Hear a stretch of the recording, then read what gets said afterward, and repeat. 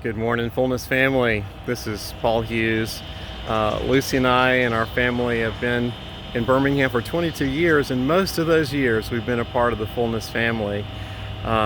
It's really been an honor. I'm just so grateful that as somebody who is in full-time extra local church ministry, parachurch ministry, whether it's our campus work or our prayer leadership across the city and region, it's really been, Fullness is such a wonderful, safe community from which to take a lot of risks and to be out there for the gospel of the kingdom.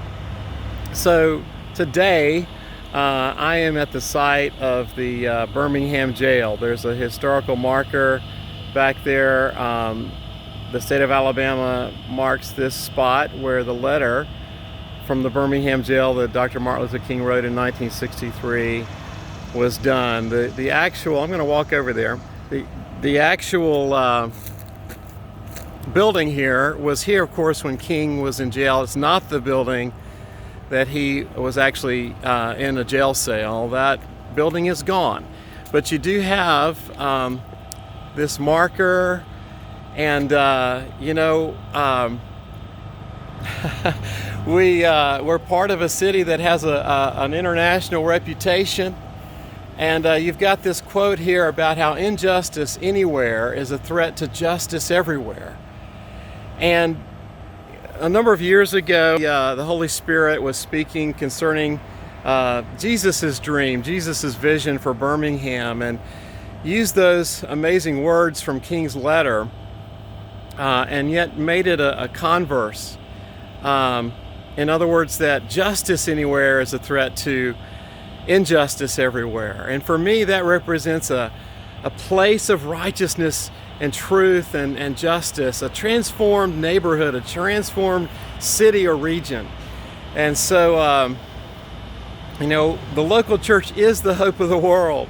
And sometimes that local church is the denominational, organizational expression within a city. And that's real, and that's what we love. And also biblically and from the outside world, the church is a church in a whole city. So the Church of Birmingham had a voice in '63, and there was a lot of conflicting messages.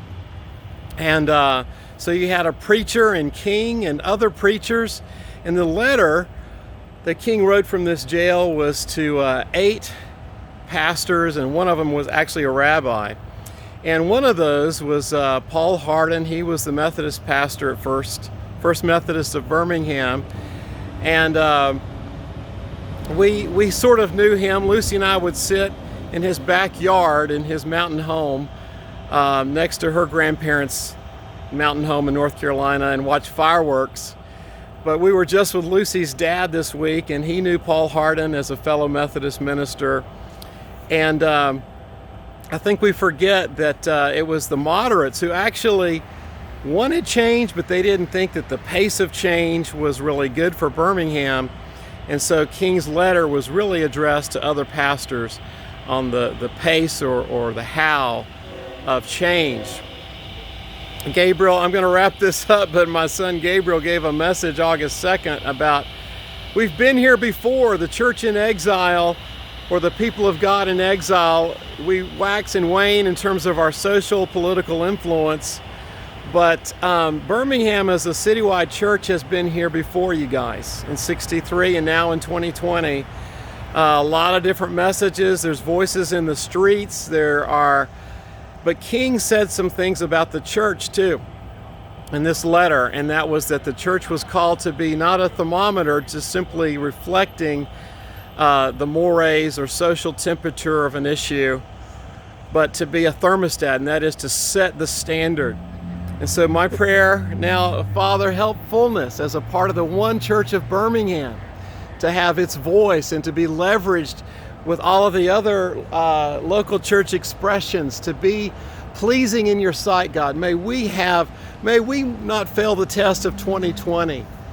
That in the midst of all these different voices and expressions, God, that we would not fail to honor you as the great King, that there's one bride in this city, and that you are making her with all of her faults without blame and wrinkle. and you will present us one day before you when you come to this city. So bless you guys. Great to be on this journey with you at Fullness Christian Fellowship.